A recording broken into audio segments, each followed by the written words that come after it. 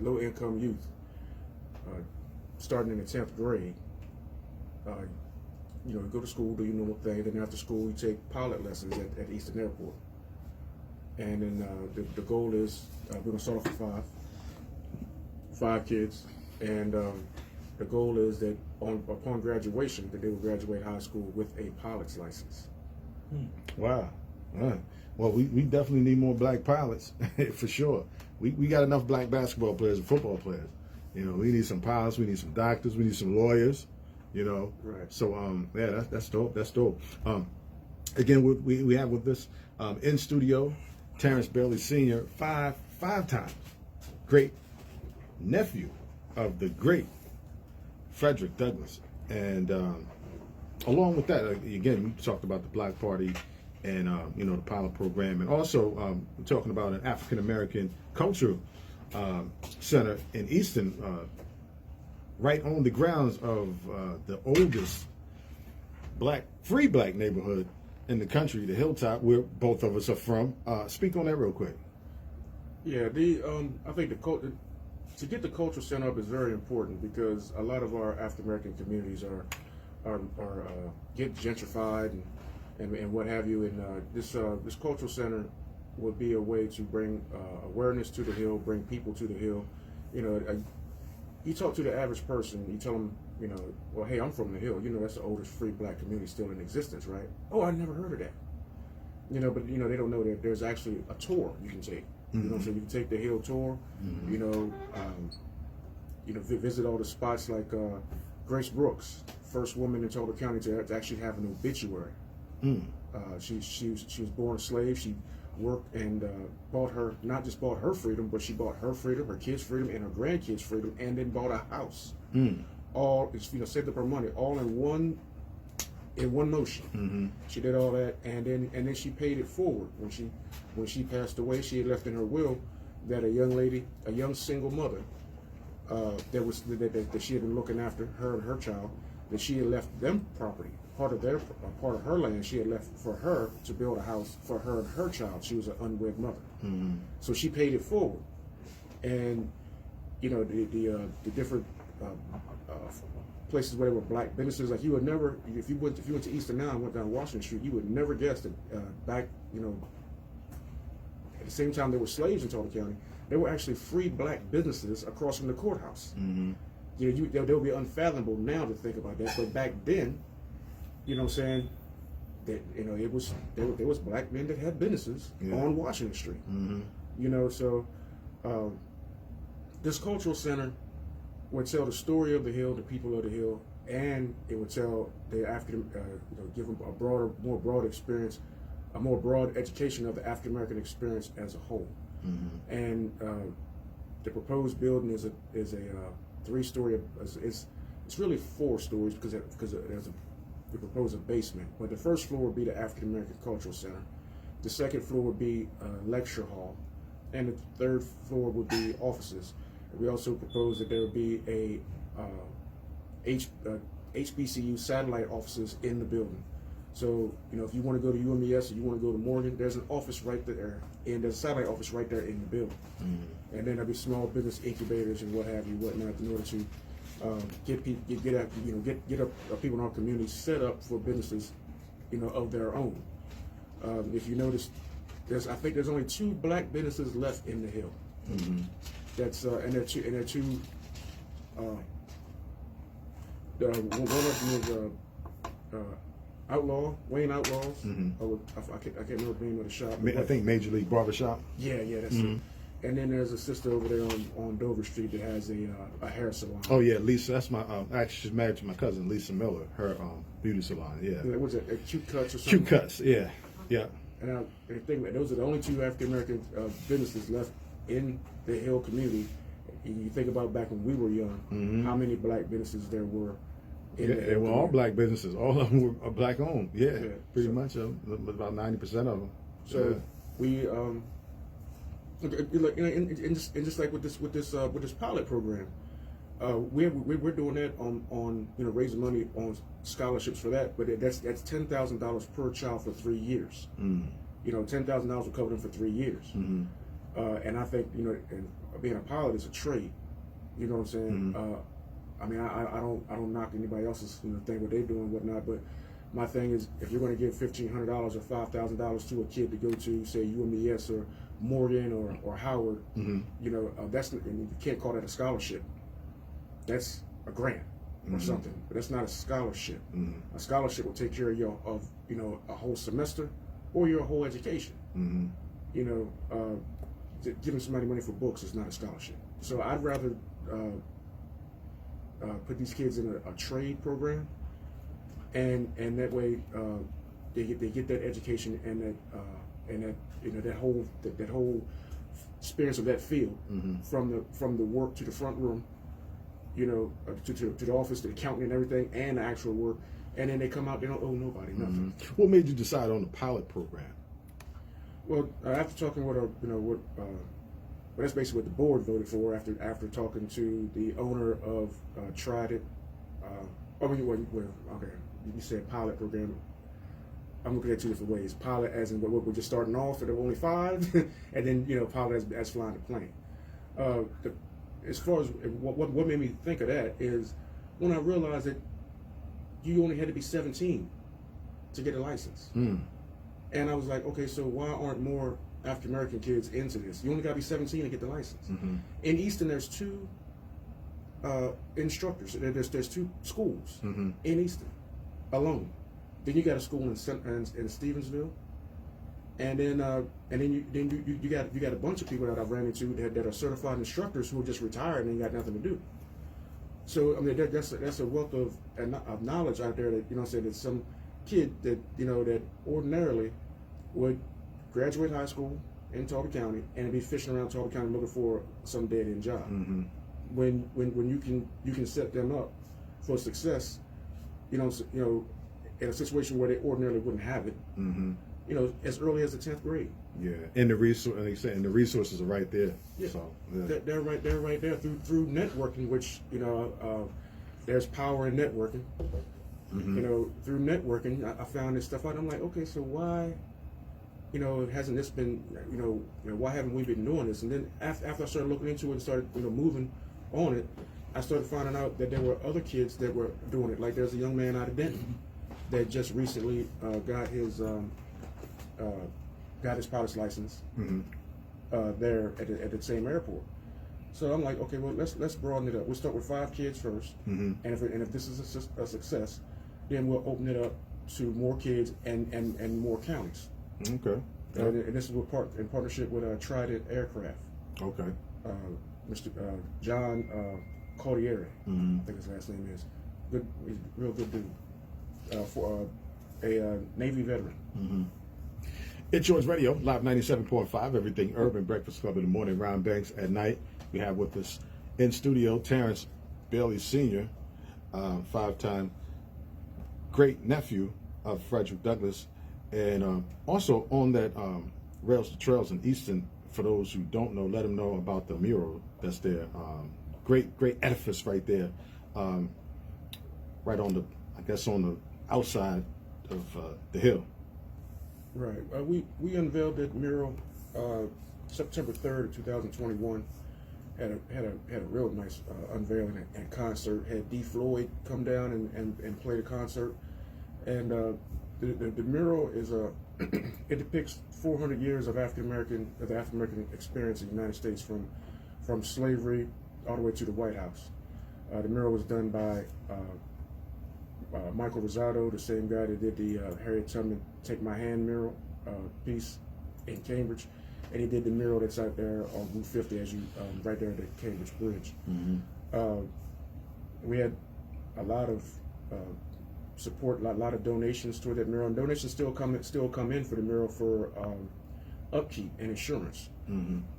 Right now we're installing benches and a interpretive panel. And when we were putting the mural up, I mean, we tried to make sure we did it right. You know what I'm saying? We actually had some friends of ours in Ghana ship us some dirt from the castle, the point of no return. and several other places around Africa that's significant to the mural. And they shipped us the dirt, and then we also had dirt brought down from Rochester, New York, from the actual grave of Frederick Douglass. And we spread the dirt all down in front of the mural and by the tree that's right there by the mural. It's like, you know, you almost need a passport to step up there by that mural now. Yeah, you know what I'm saying. So I mean, we did it good, man. And then for the unveiling, we had L'Oreal Lewis sing, Powder Boy, Contavious Jones, even young Steph grabbed the mic. Okay. You know, I think he was signed by Jay-Z. Yeah, he was with Rockefeller. Yeah. Yeah, he grabbed the mic at one point and got up there and showed off a little bit. Okay. And D. Floyd and Push Play DC did 2 45-minute sets, rocked Easton. Yeah. And people come to me and ask me, said, man, when are you gonna do that again? Like, hey, y'all donate the money, that's what you want. Yeah, you get it. That's what it is. We do it. Indeed. Just real quick too, going back to the African American Cultural Center. Of course, you know we have at the Smithsonian you have the African American History Museum, and then you know we have different museums all over. Even in Easton, you have the Historical Society, and you have different all over the shore. But you have African American pieces here and there. What would it be that would separate the African American Culture Center from any of those other museums? Well, ours will be completely interactive. Okay. And it'll also feature, Black art. Like there's a proposed, I don't want to give too much away, but there's a proposed statue to go in the building. Have you seen it's a statue in Senegal? It's the largest statue in Africa. It's proposed to do an answer piece to that to go in the atrium of the building. Okay. So if you look up the largest statue, I think it's the largest statue on the continent, but it's in Senegal. So of a man, woman, and a child, and the man is pointing in a direction. No, the man's holding the child, and the child is pointing. And we want to do an answer piece to that in the atrium of the building. And then the whole building will be,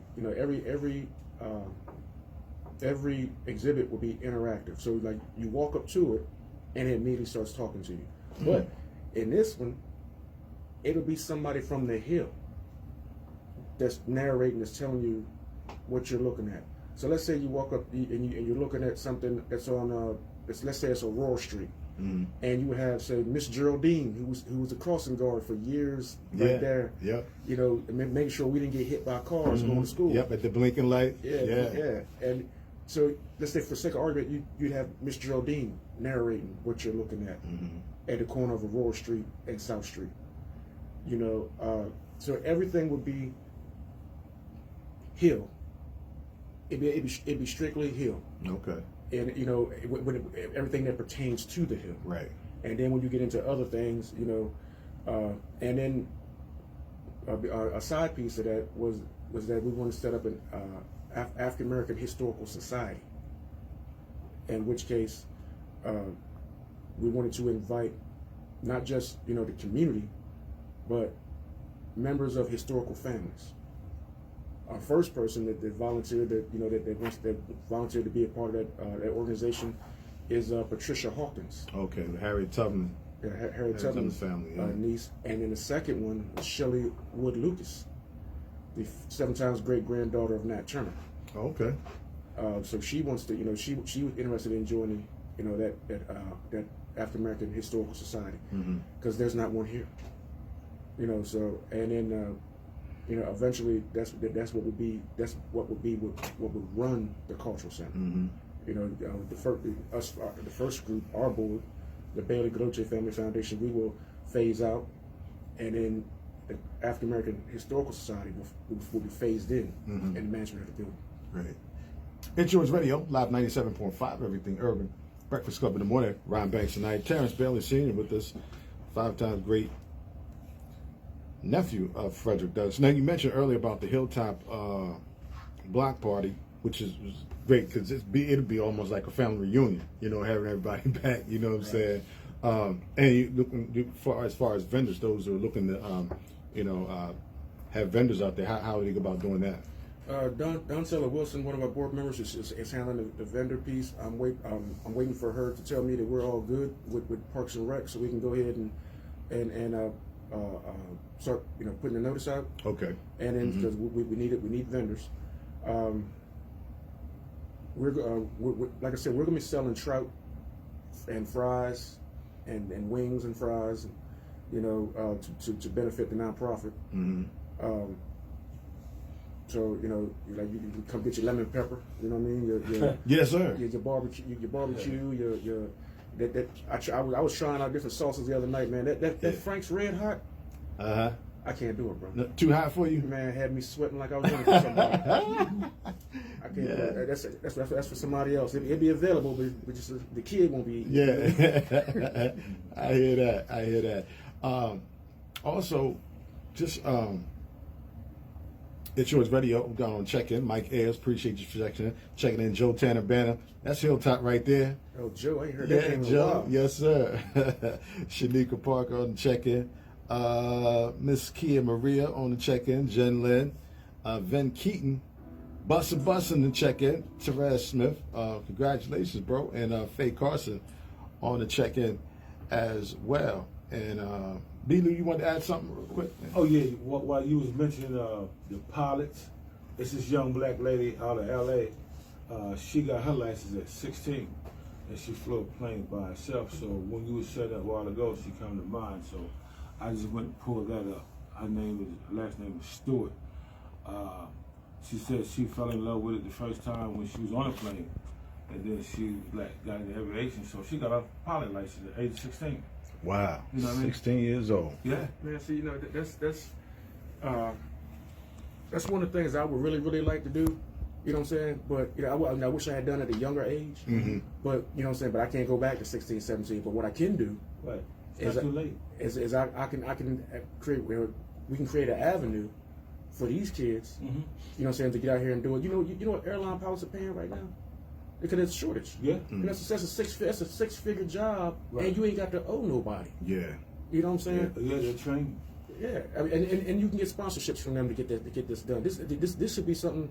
This should be just easy as it is to get a. I ain't gonna say it's easy as it is to get a CDL. Should get a pilot's license because a lot of people got CDL. They shouldn't be having.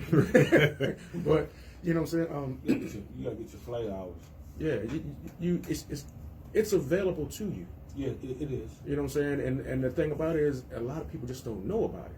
I had no clue that you could be that young. Well, I didn't know that 16 was a great age for it, but now that I do, because I know when I was in the Navy, I went to aviation school, and I had the opportunity to start up a jet, and then the drilling that I got from that, I tell people I could fly a plane, but I just never even tried to pursue it because I was in other things. But as I look back, that would have been a great experience that, that would have been helpful today. A lot of money. I could take engines out, but I never did it. I don't like it. You feel me? Because I was thinking, personally, me, I was a truck driver, I owned a trucking company, whatever. I was always looking at different ways of doing things. Get a pilot's license, get like a little 4-seater, and do tours of the Eastern Shore, aerial tours. That could be a whole thing for you right there. That's a niche. You know what I mean? That's definitely ways to be creative, and then you think about it. There's no competition because nobody else doing it. You know what I mean? Exactly. You done cornered the market. Yeah. That's what we got to do as a people. I mean, and just in general, as people, is be more creative. I mean, today is the greatest time to be alive because we are alive. But there's so many resources. There's so many ways that there's nothing stopping us but ourselves. And getting the knowledge. Yeah. You got to get the knowledge. If you got the knowledge, then you got a way. Your foot's in the door just by knowing. Just like he was mentioning the help with the scholarship for the kids. Because me and Johnny was speaking earlier about these kids that want to go to junior colleges and the cost of an apartment. And we were speaking that if your parent never experienced that because they never thought about doing that, then your kid missed the opportunity of a lifetime. Right. You know what I mean? Because money-wise. Right. So while you were speaking of that, we was talking earlier that we should try to start some type of funding to help the kids do that. You know, because it's major. Because we need that. Because you got a lot of kids that want to do things, and then you shatter their dreams because of a few dollars. Yeah. You know what I mean? So if you got funding for that, like I said, $10,000 would cover X amount of semesters. So that would kind of cover also the portion of their rent. You know what I mean, and other things. You know, to assist them, because we have to. If we don't do it, then it's not gonna get done. It's not gonna get done. Yeah. You know? I said, like I said earlier, you know, they was, you know, 1,500, 5,000. You know, that's a grant, not a scholarship. Right. You know what I'm saying? My idea of a scholarship is you pay. You're paying off semesters, or you're paying off the entire year. Like you're paying the freshman year, sophomore year, junior year. Yeah. You know, Well, let's hold on quick. Let's just take a break. Okay. Pays bills. We'll be right back. Because like I said, that's like, if the parents are not financially able to do that, then it's like we pass it on to the next generation before you. You know what I mean? The one, because like I said, when we was trying to get a job, you know, go to school. You know, you have children, and then if you don't have both parents there, they're not financially ready for you to make your next step, then you kind of like shatter their dreams, their opportunities of what they want to do, you know, to help them. And we need to stop that. You know what I'm saying? There's ways. So I said, me and Donni-Oh can start a foundation of trying to help kids with that. You know what I mean? So that's going to be a work in progress, you know, but it's money out there for me. You got to know how to get it. But I tell you something else too. You got to do. You also got to affect the way that the kids think. Now, back when we was young, the neighborhood center was over there on Bay Street. Right. You know what I'm saying? And when the neighborhood center was really popping, so they ain't popping now like it used to be popping. Federal Street. Yeah, Federal Street. Yeah. See, back when the neighborhood center was really popping, like we got out of school, we went where? Neighborhood center. Yeah. Summertime, all parents got Summertime, to yeah. daycare. Right. And all that. We was at the neighborhood center all day, all summer. At the end of the summer, we went to the ag center for a week. I was just telling my daughter about that in the cabins.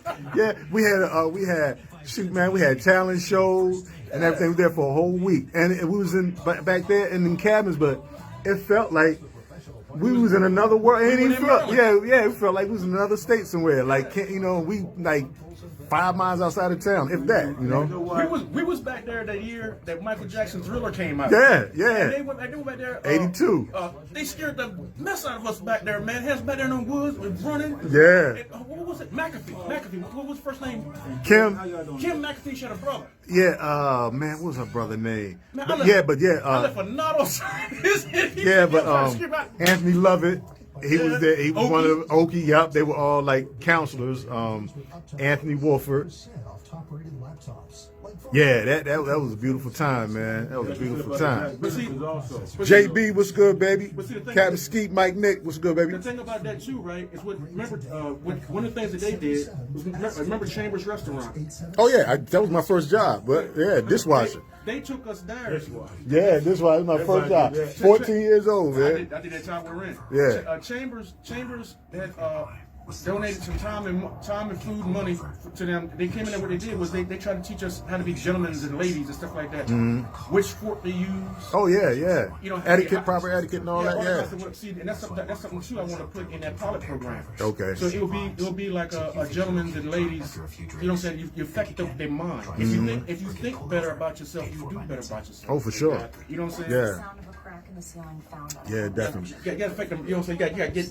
I mean, like, hey, you know your worth. This is your worth. You know what I'm saying? Well, that's where everything starts at. You know what I mean? Upstairs. Anything and everything that was ever created began with a thought in the mind. You know?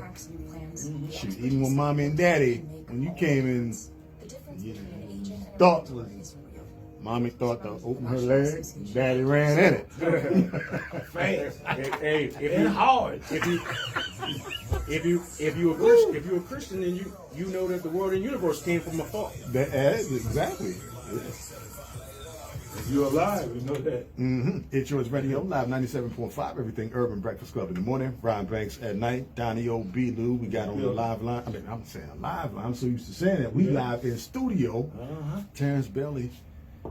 Back again. Senior, back again, yeah. And, talking some good things, man. You know, we got the Hilltop Black Party, which And what's the date and the location on that?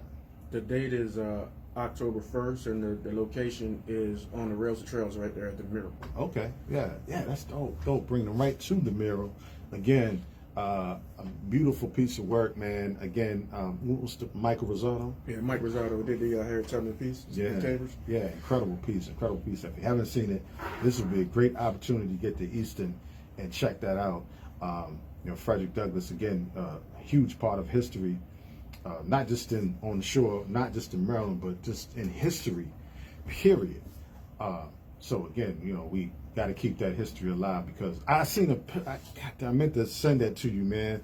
It was a picture, and YouTube, it was a painting. The painting is going viral, but he made a painting, and it had Frederick Douglass, Martin Luther King, Malcolm X, Harriet Tubman, somebody else. But then it had this guy painting, it was like halfway over him, and with the white paint, whitewashing, incredible piece, man. I like to get hold of that for real. Hey, but you know what? You mentioned you mentioned Frederick Douglass, Martin Luther King, and Malcolm X. Mm-hmm. We are working on a program for Black History Month, the weekend of February 18th at the Avalon Theater. 2 shows. Mm-hmm. Got a brother named Phil Wallace. He's a Broadway performer. He also played in a couple episodes of CSI. Okay. He's going to do. He's not a Frederick Douglass reenactor. He's a theatrical performer. Mm-hmm. And he's going to do a one-man show at the Avalon for weekend of the 18th for Black History Month for our foundation. Mm-hmm. And a couple of things that I just want to highlight about this would make this so important. Not only the fact it's a fundraiser, but the importance of the content of the performance is that there's going to be a part where he does a conversation between Frederick Douglass and Martin Luther King. Mm. And then there's another part where he does a conversation between Frederick Douglass and Malcolm X. Mm-hmm. And the one I really want to see is a conversation between Frederick Douglass and Reverend Nat Turner. Mm. So and that part is he's trying to write together the script on that right now. I put him in contact with the Nat Turner family so that they can coach him and whatnot. And I even sent his information to the brother Nate Parker, his publicist, because Nate Parker did all that research and did the whole movie. So get some other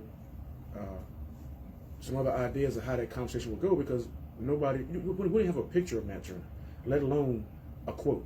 Mm-hmm. So I think that's going to be the first time anywhere. I've never heard of anything like that being done, and it'll be done in Easton. Mm-hmm. At the there was a time we couldn't go in the Avalon and sit down and watch a show without being harassed. Now we're trying to put on a whole show. Yeah, or you had to, or you let you in, but you got to sit in the balcony. Yeah. You can't sit in front. So now The crazy part about that, if I wasn't even being made to sit up there, that's where I would go sit. Yeah. Well, I remember my mom said, they used to make us sit up there in the balcony. And you know what we do? We pour popcorn down on the white folks as they walk by. You know what I mean? Yeah. You can. I was in there last week, and the view, from my opinion, the view was better. Yeah, from the second. Yeah, I feel the same way. Yeah, beautiful in there though. They've preserved it, and of course they did some remodeling. And shoot, I used to do my TV show out of the basement. It was TV out of the basement years ago. 2008? No, 2009. And shoot, man, and that's when they were doing some major renovations in there. And it would be nuts, man. B. Louie on the set, man. Now, mind you, I think that they just celebrated 100 years, I think, at the Avalon Theater like last year. So it's been up for over 100 years now, and been in operation for over 100 years. Mm-hmm. And we doing the show, and our show was live, mind you. So and Beck come through there. I'm like, yo, and I'm trying to be professional and try not just me, because we had guests in there. These cats scrambling around. Matter of fact, Lionel Green was in there. His crew. This happened right after they left. Right. Bat flew through the joint. James Carter.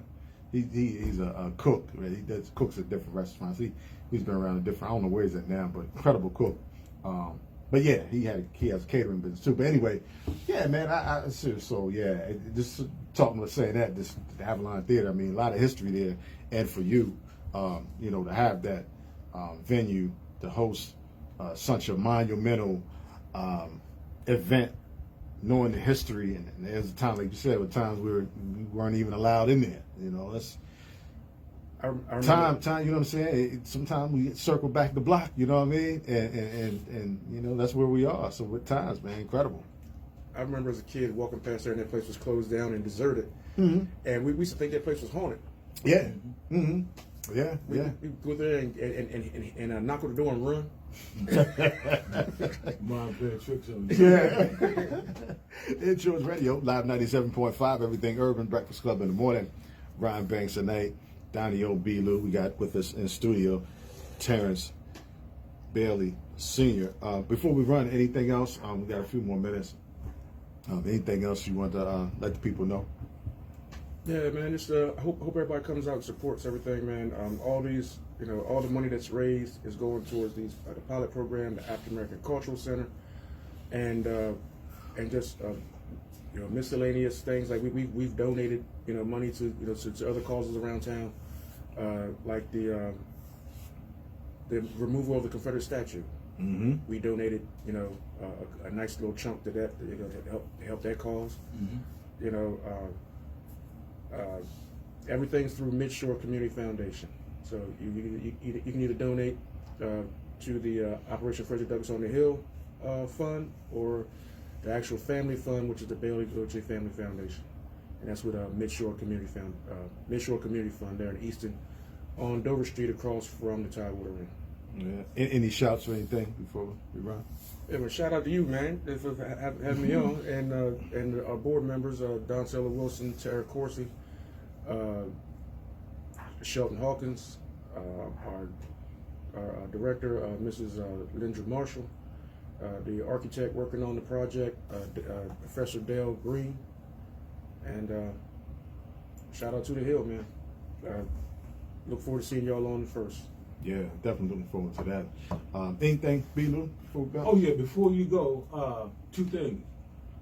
Give him the insight on the name Bailey, Frederick Douglass, how did he get that name and where his name came from, and the foundation that y'all need the money for to keep what you were speaking about earlier alive, where that way people won't buy it from underneath of you.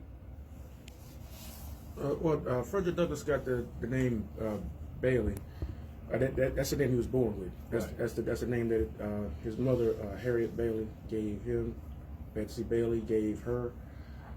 Noah gave her. Noah and Jenny gave her, and going all the way back to a brother named Bale, who was the one that came off the slave ship, and that was B-A-L-E. See, the crazy part about our name is, the spelling has changed 3 times.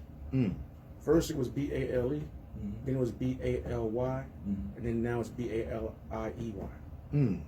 And as hard as we try to find, we can't find not one white man with the ancestor with that last name. So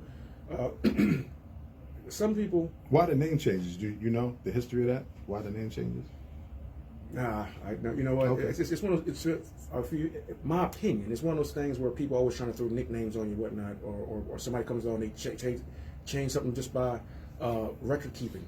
You know, like, okay, when we first got here, we were owned by a guy named Richard T. Skinner.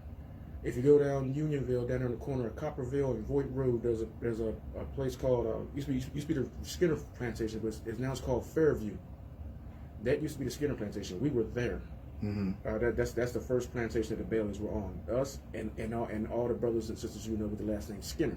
Okay. Now, for some reason, Richard Skinner gave them his last name, but not our ancestor. Which ain't nobody complaining. Just saying. Yeah, indeed, no doubt. But yeah. Aaron Anthony, the one that would end up owning Frederick Douglass, married Richard Skinner's daughter. Richard Skinner died, and his daughter inherited us, my ancestors, the Baileys. But women could not inherit if they were married or whatever. So the inheritance went to Aaron Anthony, And Anthony had a rundown. You know, he's basically broke and married in money. He had a rundown plantation on Louisville Road. You know, you go down Chapel Road, take the back way into Hillsboro. Oh, okay. That's on Lewistown Road. Right, it was called Home Hill, and right now it's called the Callahan Farm. So if you go back there and you see that horse farm with all those horses running around, it's got a big old sign that says Callahan Farm. That was the actual plantation. And then the only thing that Aaron did, which probably could be when the name spelling changed, because Richard Skinner kept terrible records. So when you go back in history and you look in Talbot County, you see some Baileys that were slaves and some Baileys that were not. That's because Richard Skinner manumitted people and never kept records. You know what I'm saying? Aaron Anthony come along and what he did was he kept meticulous records. You know what I'm saying? So and that could have been when some of the name spellings changed. Shoot, he said, I'm keeping track of my slave. I'm keeping track of my money. Right. Yeah, so that could have been when the name spelling started changing. Okay. Because then the names became a matter of record. You know, for taxes and all that stuff. Gotcha. Whatnot. So that probably could have been when. Got you. A lot of history right there, man. A lot of history, and that's the thing about the whole shore. Because I was talking about my daughter. We run out of time. Got to get out of here. But I was talking to my daughter the other day about, you know, Maryland being a unique area with the Mason-Dixon line, you know. So, and even like you said, just in Easton alone, you know, you had slaves, and then you had free black folks just in the same town, you know, during that time, where every surrounding area from, you know, that Maryland, Pennsylvania line down, you know, slavery, you know what I mean? So, because she's taking a U.S. government, in which she's getting 10th grade, getting college credit for it, U.S. government, AP, U.S. government. So anyway, she was like, I don't understand the Union, the Confederacy, and you know, so I was trying to break it down to like the North and the South and the Civil War. And I said, but Maryland was in a weird place because you had free, you know, blacks or Africans, and then some, and then you had, you know, slaves, and then you had some people fighting for the, you know, the Union and the Confederacy in Maryland, and as well. So you had that dynamic, and then I talked to her. And we were too close to D.C., so Lincoln didn't like that. And a lot of people forget, because a lot of people back in our day, we knew this, but a lot of people now forget. Cambridge, Maryland was an Indian reservation. And they took the sign down. There was a sign when you come across Cambridge Bridge, comes from Easton. There was a historic plaque right there, you know, signifying that that was a Indian reservation. They sold it in order to help pay for their share of what's now the District of Columbia. You know, so there was another treaty broken. And then talk about people like me and Dondre, that you know, our family has been in Talbot County for centuries. You know, the majority of us came in off the slave ships in Oxford. Right there where the ferry is, and a customs house was on the other side in Bellevue. Wow. So every time I go to Oxford, man, I go down to that pier and just stand there and just stand there for a few minutes. Well, I'm gonna go and stand down there because I gotta go pick my daughter up. She worked down there. Yeah, she worked down there. Right. I gotta go right down that way. So I'm gonna slide through there. Let's see what I see out there. You know, they're about to put a plaque up. I was about to say because there is information. I was about to say because there is a plaque there. I always drive by it. Now I'm gonna drive by and stop and see what's on that plaque because there is a plaque right there, right at that water. The one that talks about the slave ships. Okay. And those of us whose family has been here, like our family has been here for like 330 some odd years. Came in right there. Gotcha. But that plaque is about to go up. It's supposed to be up in July, but they're running behind schedule. A lot of history right there. It's George Radio, Live 97.5, everything urban. Breakfast Club in the morning, Ryan Banks at night. As always, appreciate you coming through. Always bring us some good history. And again, let them know about the Hilltop Block Party real quick before we bounce up out of here. October 1st, we're going to start at 12. We're going to run from 12 to 5. And then we're going to have some fried trout, some wingdings, and some fries, sodas and whatnot. You know, everything that you get from our booth goes to benefit the Family Foundation. We also have the mural hoodies and T-shirts and copies of The Narrative of Frederick Douglass. Nice, nice. It's Yours Radio, live 97.5, everything urban. Breakfast Club in the morning, Ron Banks at night. Hold tight, man. OG show. Top it. Well, we already at top it. We're gonna flip it on the other side. Hey, y'all be good. Enjoy the. Y'all be safe out there too, man. You know what I mean? Enjoy yourself. Have fun. But be safe. It's Yours Radio, live 97.5, everything urban. Breakfast Club in the morning, Ron Banks at night. Thank you, beautiful people, for tuning in on this beautiful Sunday, fun day, right here at It's Yours Live Radio, located at 97.5. We live. Appreciate it, man. Yes, sir. Definitely. Man, you got this. We didn't have a board meeting this weekend, man. It was holiday weekend. Yeah, definitely. Hey, appreciate y'all for checking in. Early. Raj, what up? Wayne. Ginger, what up? Mar, what's good? Los, what's good, baby? Big Daryl, what's good? Y'all be good.